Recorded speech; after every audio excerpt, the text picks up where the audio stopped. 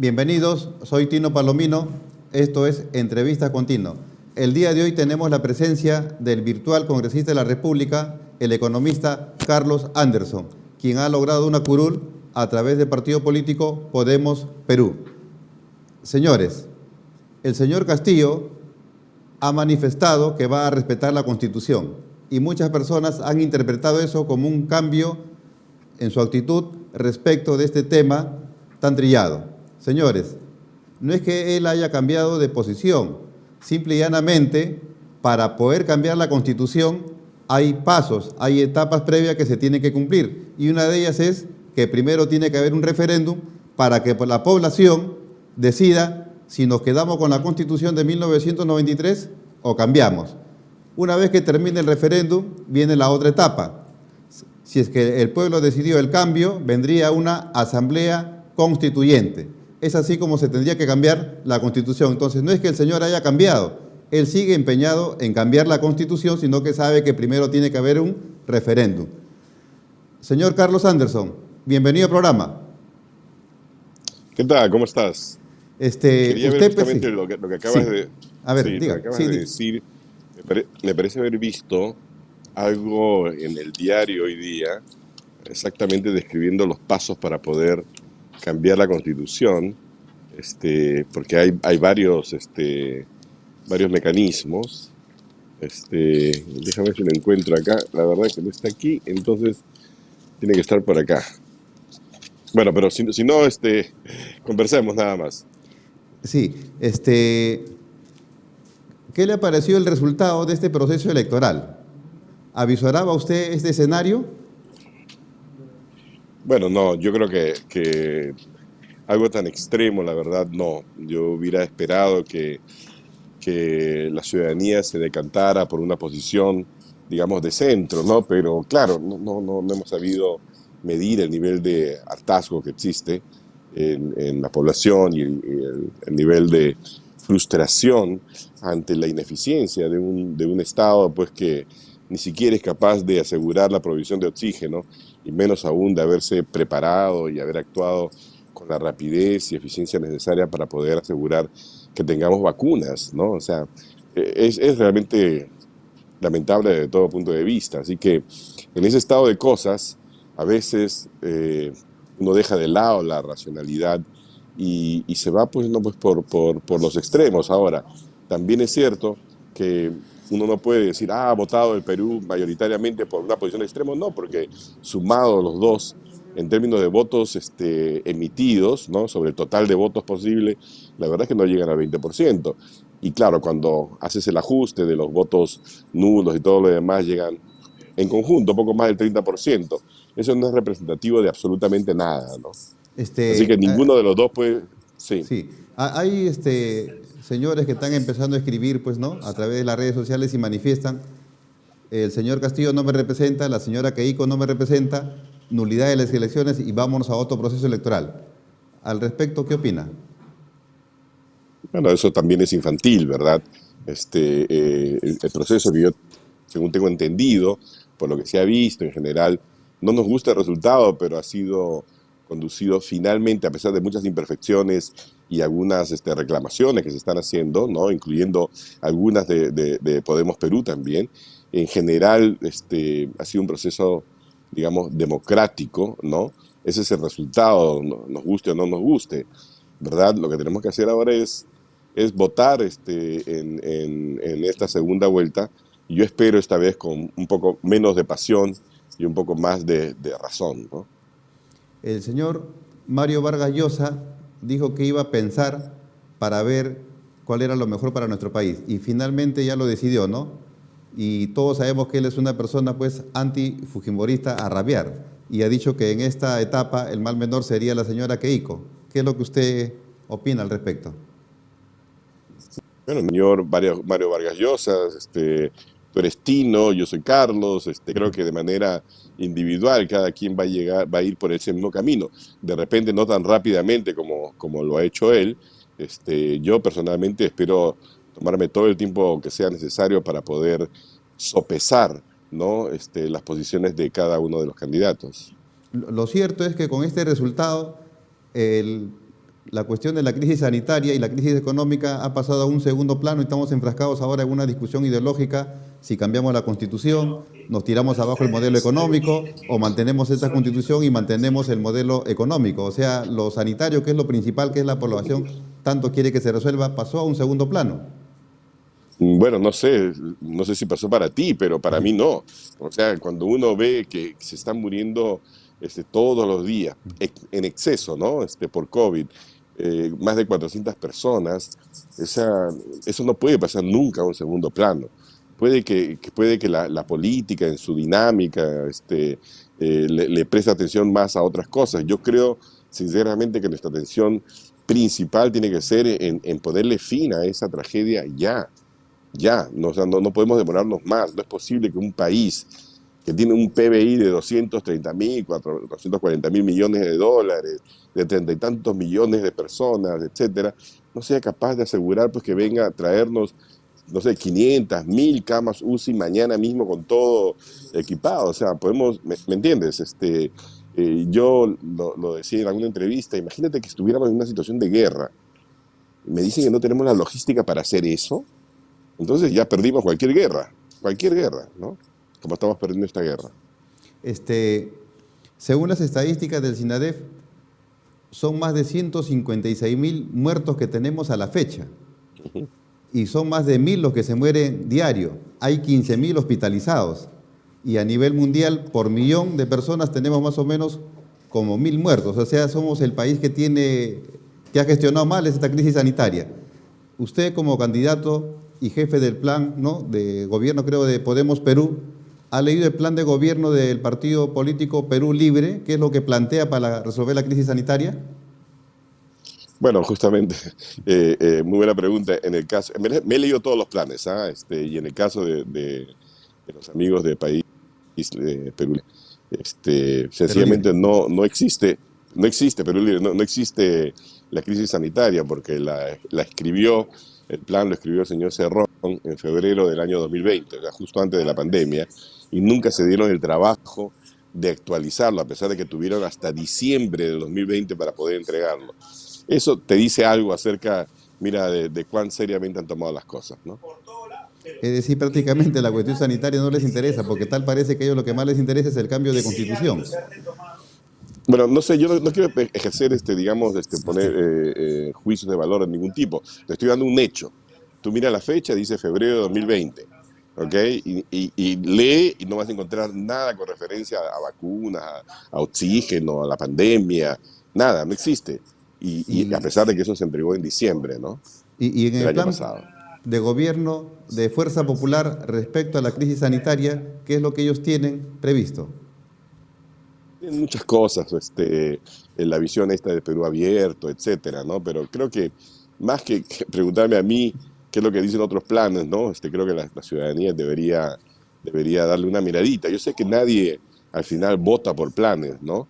Pero creo que en estas circunstancias es importante saber qué es lo que han dicho por escrito, ¿no? Porque ahora nos pueden decir cualquier cosa, entonces necesitamos contrastar eso, ¿no? Usted, como economista, ¿cómo interpreta lo que dice en el plan de gobierno de Perú Libre? Dicen que ellos, cuando lleguen al gobierno, van a desmontar este modelo económico y van a montar un modelo económico estatal. ¿Qué significa eso para Mira, que entienda la gente del Perú? bueno, mira, desmontar significaría pues ir en contra de los principios básicos de una economía social de mercado, ¿no? De respeto de las instituciones, de la separación del BCR, la independencia del BCR, el manejo antojadizo de las finanzas públicas, muchas cosas, ¿no? Eh, Básicamente destruir, o sea, lo poquito que tenemos de institucionalidad en materia económica, ¿no? Eh, Ahora, destruir siempre es mucho más fácil que construir, ¿no? Son frases, mira, grandilocuentes, ¿no? Que no llevan mucho más contenido que decir simplemente, mira, lo han dicho, eso sí está en su plan también, vamos a nacionalizar, vamos Sí, actividades estratégicas a como lo hizo Juan Velasco controlar. Alvarado. Sí, pues es una invitación a mirar el pasado, ¿no? Un pasado del cual no nos debemos sentir nada orgullosos, un pasado lleno de destrucción, de dolor, de involución y no de evolución, ¿no? Este, Usted es parte del nuevo Congreso que se va a instalar el 28 de julio y vamos a tener un Congreso fragmentado y eso afecta a la gobernabilidad. Y para llegar a esa gobernabilidad, ¿sobre qué principios, sobre qué bases se tiene que hacer? Bueno, mira, yo justamente publiqué el viernes pasado mi columna de cada 2 semanas en el diario Gestión y le llamé Matemática Electoral, jugando un poco con los temas, porque a mí me gusta justamente jugar con las ideas, por eso mi columna se llama La economía divertida, y ahí yo recordaba que para poder sumar fracciones, ¿no? Si tú te acuerdas, tú quieres sumar 2/5 más 4/7, tienes que hacer primero una operación previa, y esa operación previa implica encontrar cuál es el máximo común divisor, ¿no? Para poder después determinar el mínimo común denominador, ¿no? Entonces, con el mínimo común denominador es que tú puedes sumar, ¿no es cierto? Ahora, eso implica, ¿no?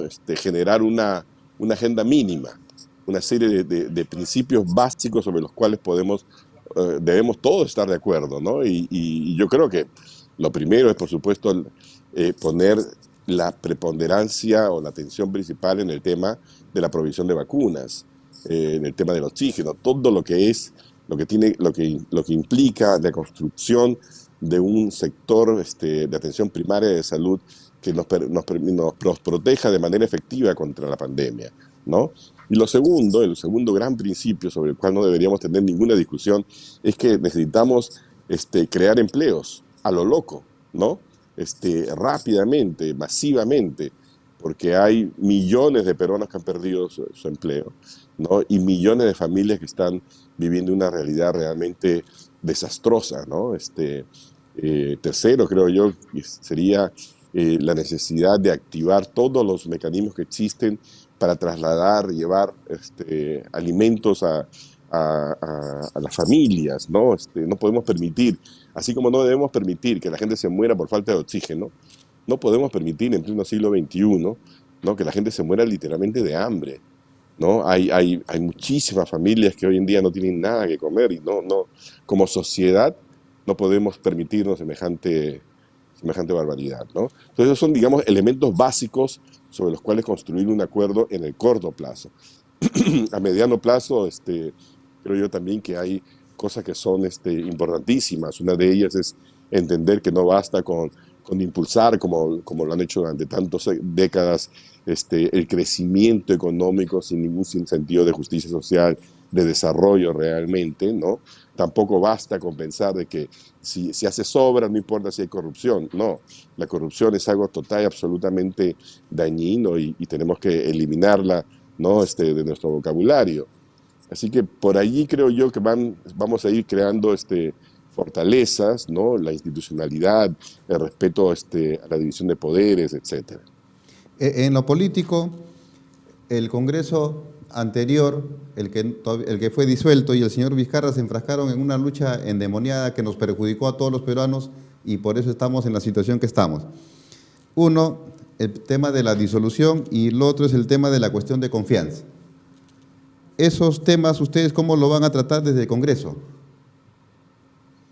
Bueno, mira, nuevamente, quizás un elemento adicional para impulsar esta agenda mínima debería ser una especie de acuerdo, en política internacional se le llama de detente, en el cual ambas partes dicen, ¿saben qué cosa? Me quedo aquí y tú te quedas aquí. O sea, yo no voy a hacer uso del voto de confianza, digamos, como un instrumento político, y el otro lado dice, ya, yo no voy a hacer uso del concepto de vacancia, ¿no? Como instrumento político. Yo creo que un acuerdo de esa naturaleza, un detente, ¿no? Ayudaría a asegurar la gobernabilidad durante los próximos 5 años. El señor Pedro Castillo propone en el tema económico llevar adelante una segunda reforma agraria, como si la primera reforma agraria llevada por Juan Velasco Alvarado hubiese sido exitosa. Al respecto, ¿usted qué opina de esa segunda reforma agraria que pretenden ellos llevar adelante? Bueno, mira, es una frase hueca, ¿no? Es una frase hueca. Habría que preguntarle a él más bien ¿A qué se refiere con una segunda reforma agraria? ¿A qué se refiere? ¿No? Porque la Yo quiero primera saber eso reforma agraria primero, fue antes que una nada. expropiación, ¿no? Sí, claro, bueno, fue una expropiación, eh, sí, que quizás era hasta necesaria. En realidad, los movimientos de reforma agraria en el Perú y América Latina empezaron en los años 50, así que era parte de todo un proceso, ¿no? Lo importante es saber no el porqué de las cosas, sino también el cómo de las cosas y para poder determinar el resultado de esas cosas. En el caso de la reforma agraria del Perú, pues pasamos de ser un país productor, exportador de papas y un montón de cosas, a ser un país netamente importador. Y pasamos de ser un país donde había, sí, muchísima injusticia, gamonales, eh, latifundismo y señorío feudal, ¿no? A hacer, pues, a tener una agricultura, pues, de cooperativas sin recursos, de campesinos dueños de tierra, pero sin tecnología, sin recursos crediticios, o sea, de una situación mala a otra igualmente mala, ¿no? Valgan verdades que si el señor Pedro Castillo ha logrado pasar a la vuelta en el primer puesto, también es cierto que no se ha visto presencia del Estado peruano en la serranía y en la selva. Prácticamente están olvidados. Ha habido crecimiento, pero allá no llegó. Agua, desagüe, luz, pistas, veredas, escuelas, postas, carreteras. Y esto lo ha capitalizado él a su favor, ¿no? ¿Qué debemos de hacer desde el Ejecutivo, desde el Congreso, para resolver estos problemas? Bueno, tú lo has dicho, ¿no? Es una situación bien extraña porque alguna gente dice que tenemos demasiado Estado y otros te van a decir que hay demasiado poco Estado, ¿no? Yo lo que creo es que lo que necesitamos es un Estado eficiente, y hay que además también que modernizarlo para que la forma de acercarse, ¿no? Sean realmente modernas. Mira, yo te digo, por ejemplo, Estonia, que es un país, digamos, no muy rico, ¿verdad? Eh, ex satélite de la Unión Soviética, eh, en la última década, ¿no? Ha logrado transformar la forma como el Estado se acerca a los ciudadanos utilizando tecnología. Y hoy en día, el gobierno digital, gracias al gobierno digital, el 100% de los servicios que el Estado le brinda a los ciudadanos se hace con el teléfono celular. Todo. Necesitas una partida de nacimiento, entras, te dan tu partida de nacimiento. Necesitas un permiso para tal cosa, entras, llenas los formularios, lo envías, después te recibes, tienes tu permiso. O sea, ¿por qué no podemos hacer eso? No necesariamente la presencia del Estado es física. ¿Okay? Hoy en día también puede ser digital, porque a los ciudadanos lo que les interesa, al fin y al cabo, es que se les brinden los servicios. Exacto. Y eso es lo que no ha habido esa respuesta de parte del Estado peruano hacia esos sectores menos favorecidos y ahí estamos pagando las consecuencias. Este, y desde Fuerza Popular, ellos, por ejemplo, se caracterizan por haber sido un gobierno pues autoritario, ¿no? Poco democráticos. ¿Cree usted que la señora Keiko va a dejar de lado toda la herencia que dejó el papá? Sí, mira, a ver, no solamente autoritario, también tienen toda una tradición, digamos, en el cual la corrupción Ujú. es vista como si fuera un mal menor, ¿no? La señora Keiko ha llegado al extremo de básicamente decir, bueno, la corrupción atacó al gobierno de mi padre, ¿no? Como si fuera una gripe, ¿no? Disculpe, La se hizo corrupción popular no una es. frase, roba pero hace obra, ¿no? Sí, por eso te digo, lo que te quiero decir es que esa forma de mirar con mucha benevolencia la corrupción, lo único que hace es esconder una vocación de corrupción en el gobierno, ¿no? Que algunos, bueno, le llaman cleptocracia justamente, ¿no? O sea, no es un gobierno, no son gobiernos, digamos, donde el interés sea servir, sino servirse. Y hemos visto también, además, cómo Fujimorismo con poder simplemente arrolla, y no respeta las instituciones democráticas. Así que mira, ambos extremos son malos, ambas opciones son malas, no vamos a tener que ver cuál es potencialmente peor, ¿no? Desafortunadamente no podemos engañarnos y pensar que que uno es mejor que otro, no es mejor, ambos son muy malos. Señor Carlos Anderson, En nuestro programa siempre hemos tratado de infundir en las personas que deben de votar de manera informada, conocer al candidato, su moral, conocer al partido, su plan de gobierno, sus propuestas, si son viables o no son viables. Ya para ir terminando la entrevista, le pedimos a usted cómo el electorado peruano tiene que votar en esta segunda etapa y sobre todo porque está de por medio de nuestro país resolver la crisis sanitaria y la crisis económica. Bueno, mira, antes que nada, muchísimas gracias por la invitación y felicitaciones porque efectivamente yo creo que es necesario desde diferentes medios hacer docencia, ¿no? Docencia democrática. Y parte de esa docencia democrática tiene que ver justamente con recordarle a la ciudadanía del valor extraordinario de cada uno de sus votos. O sea, uno puede decir, bueno, no voy a votar, etcétera, pero después vas a tener que sobrevivir, digamos, el costo de esas decisiones tomadas por otros. Entonces, yo quisiera decirle a los televidentes de La Verdad Noticias, ¿no? Y a los oyentes de La Verdad Noticias, es que entiendan que tienen un arma muy poderosa, ¿no? Que es el voto. Y utilícenla con sapiencia, ¿no? Dediquen en las próximas semanas a examinar no solamente las palabras, las frases, ¿no? Sino también los contenidos de lo que nos vengan diciendo cada uno de los candidatos. Y al final voten no llevados por los antis, no llevados por los odios, porque en realidad aquí tenemos antifujimorismo y anticomunismo, ¿no? Eso no nos va a llevar a ninguna parte. Votemos, ¿no? Porque después de esta evaluación encontramos que una posición es menos mala que la otra. Nada más, es lo único que yo quisiera decirles. Señor economista Carlos Anderson, estamos muy agradecidos por su participación. Hasta una un placer, próxima. Muchísimas gracias. Gracias. Gracias. Ya. Hasta luego. Señores, hemos estado con el economista Carlos Anderson, virtual congresista de la República por el partido político Podemos Perú, con quien hemos tratado problemas de coyuntura política, económica y sanitaria. Hemos tratado el tema de la conveniencia o no del cambio de constitución, las propuestas sanitarias del señor Pedro Castillo, quien manifiesta, el señor Anderson, de que en realidad en su plan de gobierno al respecto no hay nada y toda vez que ese plan de gobierno fue pues elaborado con anterioridad al proceso electoral y no fue actualizado, pero es responsabilidad de ellos. Y en esta coyuntura les pide a los electores que antes de votar piensen, dejando de lado el antifujimorismo y dejando de lado el anticomunismo y pensando en nuestro país. Señores, eso ha sido todo por hoy. Compartan este video a través de las redes sociales.